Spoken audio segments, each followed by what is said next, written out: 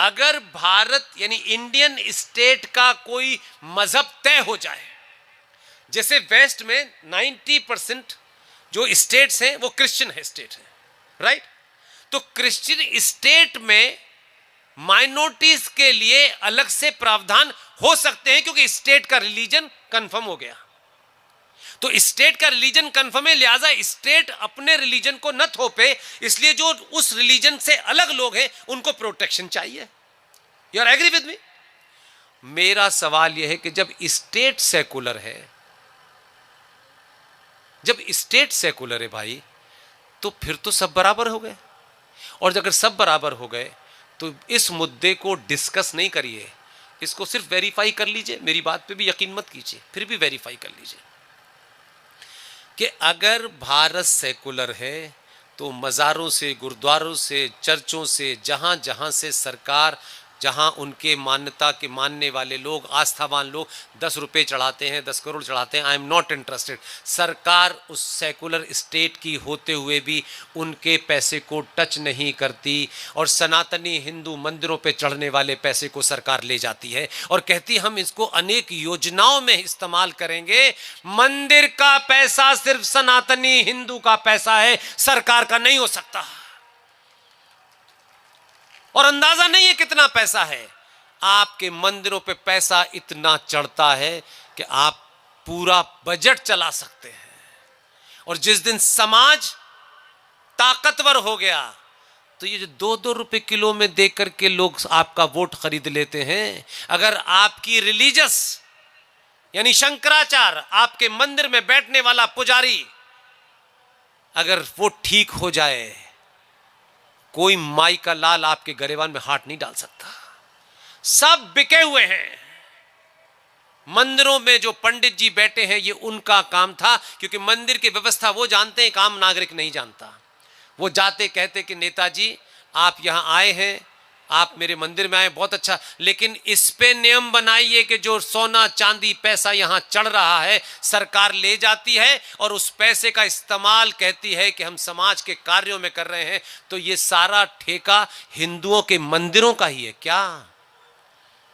Devasthanam board Tamil Nadu में है, एक अकेला बोर्ड 1300 करोड़ रुपए सालाना कमाता है। जिस वैष्णो देवी के पास आप जाते हैं पैसा खर्च करके, उनका एक साल का कलेक्शन 530 करोड़ रुपया है। ये जो राजस्थान में एक मंदिर है, अकेला एक मंदिर 83 करोड़ रुपए सालाना है। अगर ये लड़ाई आपने सिर्फ एक होने के, ये ब्राह्मण है कि ये ठाकुर है कि ये बनिया है, कि पहले तो यहां से निकल जाओ, यहां तय कर लो पहले कि लड़ाई कैसे लड़नी है। अगर ये लड़ाई आपने लड़ी, बस प्योर लीगल बात बता रहा हूं, या तो सरकार के कि सेकुलरिज्म का पर्चा निकालो पार्लियामेंट से, ये देश सेकुलर नहीं है, और सेकुलर है तो मंदिरों के पैसे की टोटल गिनती, ये 0.1 या 2% का तो हेर फेर हो सकता है। पूरे देश में सनातनी हिंदुओं के मंदिर पर 10 लाख करोड़ रुपया चढ़ता है। अगर ये लड़ाई आपने लड़ी होती है, किसी भी तरीके से लड़ी होती है, कहते भाड़ में गई 370,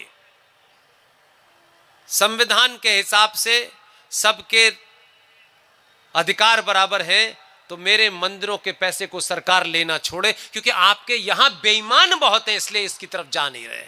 फिर तो ये होगा मैं आप एक 10 लोगों का, पढ़े लिखे लोगों का, ईमानदार लोगों का ग्रुप बना करके नहीं, क्योंकि बहुत लोग बैठे हैं, अरे ये दुकान चली जाएगी हमारे हाथ से, तो वो ये इशू नहीं बनाएंगे ना, हिंदू साला पिटता रहे, गरीब रहे, हमारे दरवाजे पर रोज आए, कुछ चाहते हैं लोग कि आप रहेंगे तभी दुकान चलेगी उनकी। ये मुद्दा समाज में क्यों नहीं बना? आपका अगर ये मुद्दा बन जाता, एक भी ब्राह्मण और एक भी दलित का बेटा बिना स्कॉलरशिप के नहीं रहता, सरकारों की तरफ आपको मुंह नहीं देखना पड़ता। और जब मैं भी बता रहा था कमरे में बैठा हुआ, तो कुछ लोग मिलने आए थे, जिस दिन आपके बेटे बेटी को यह पता चलेगा कि मेरे बाप के पास फीस नहीं थी, मैंने MBBS करना चाहा तो मेरे पिता के पास पैसे नहीं थे, लेकिन मैंने MBBS जब मैं कर रहा था तो मंदिर के पैसे से मेरी फीस भरी गई, आजीवन वो मंदिर के प्रति और आस्थावान हो जाएगा और आपका बेटा किसी सरकार के दलाल के बन आएगा। वो 2 रुपए में नहीं बिकेगा, लेकिन ये पैसा शुद्ध रूप से आपका था। इसकी लड़ाई लड़ते 10-5 साल में जीत जाते, लेकिन 10 ईमानदार लोग नहीं मिलेंगे। जाति के नाम पे बेईमान मिलेंगे, जाति के नाम पे ठेकेदार मिलेंगे, लेकिन ऐसे 10 लोग नहीं मिले आपको। आप ये बनाइए, मेरा पूरा भरोसा है। मैं 10-15 साल से बोल रहा हूं, कुछ काम हुए हैं, मेरा दावा है मेरे रहते रहते ये होगा। लेकिन मैं सिर्फ ये कहता हूं, उसमें मैं नहीं पढ़ना चाहता। ठेकेदार जो घूम रहे हैं हिंदुओं के, उनके पास ये बात बताने का कोई वो नहीं है। समाज में 10-20 किस जाति के या आप जानो, इकट्ठा करके इस मुद्दे को घर घर पहुंचाओ। ये लड़ाई 10 साल के अंदर, 5 साल के अंदर जब भी जीतोगे, कई सालों के लिए सुरक्षित हो जाओगे। कोई आपकी बेटी को चौराहे पे नहीं मारेगा। कोई बेटी का मुकदमा लड़ने के लिए पैसे नहीं है, इसलिए हम कोर्ट में नहीं जा सकते। आपके पास इतने डायमेंशन होंगे कि सरकार आपके चौखट पे नाक रिगड़ेगी कि सनातनी हिंदू पहले तुम बताओ कि तुम्हारा क्या काम करें। यह ध्यान रखिएगा। ऐसी लड़ाइयां जिसमें आप लड़ सकते हैं वो लड़िए। दूसरा मेरा एक एजेंडा है, ये किसी को अच्छा भी लग सकता है और किसी को नहीं लग सकता है। मुझे किसी को अच्छा नहीं लगाना है। मैं आपसे सिर्फ एक सिंपल सी बात पूछ रहा हूं। आपने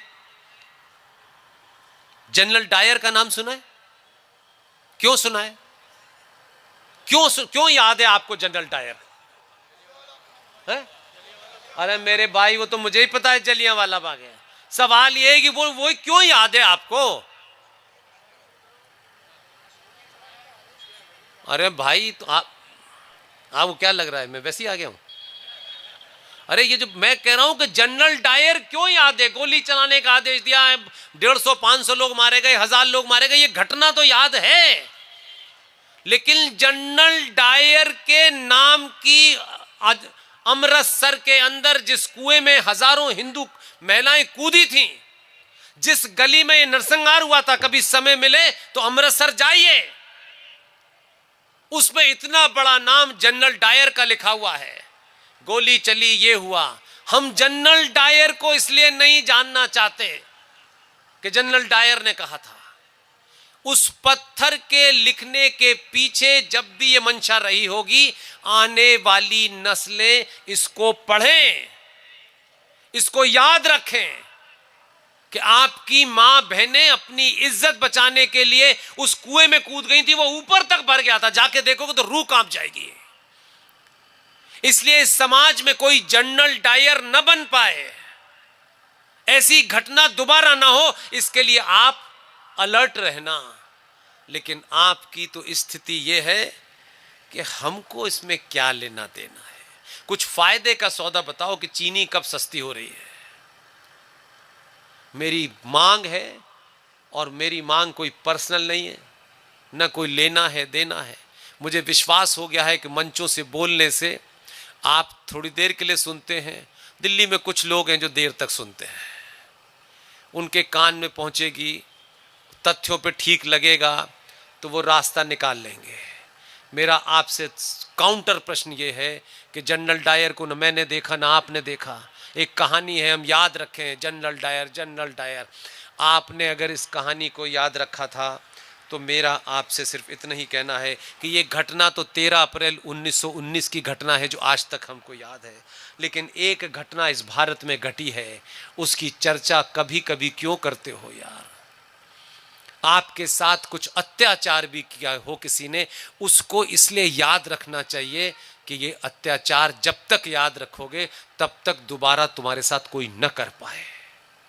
एक डेट है 30 अक्टूबर 1990, 2 नवंबर 1990।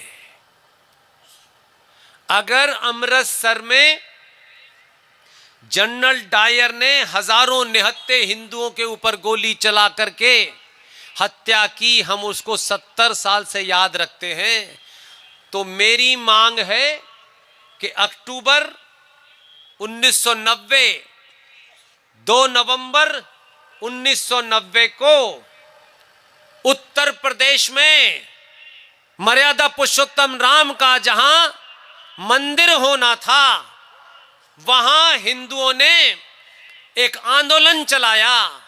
वो कौन अंग्रेज की शक्ल में हिंदुस्तान का अफसर था और कौन सी सरकार थी, एक बड़ी प्लेट लगाई जाए कॉपर की, जितने कार सेवक मारे गए हैं उन सब के नाम अंकित किए जाएं, जिसके कहने पे गोली चली उसका नाम लिखा जाए, जिस शासन में चली उसका नाम लिखा जाए। आने वाली नस्लों में हम नहीं होंगे तब कहेंगे कि देखो ये हुआ था, तब उनको।